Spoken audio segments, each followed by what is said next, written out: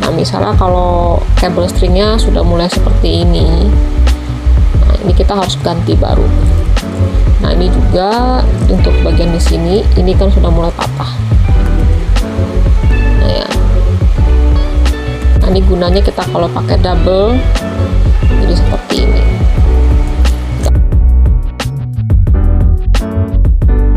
Masukkan 3. Misalnya kalau tidak pakai si stopper U, jadi bagian di sininya ini harus rata, harus sejajar seperti ini.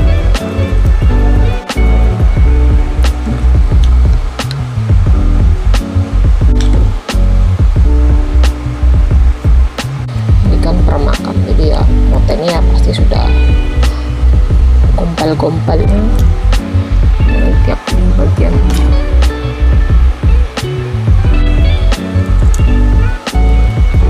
Udah sampai di sini, nah berarti arahnya ini kebalik ya, jadi harus arah gitu. Nah, jadi bagian di sini udah, kalau udah sampai ke tengah kita ganti arahnya seperti ini. Jadi gunanya bolt itu untuk nambahin biar nggak kebalik-balik.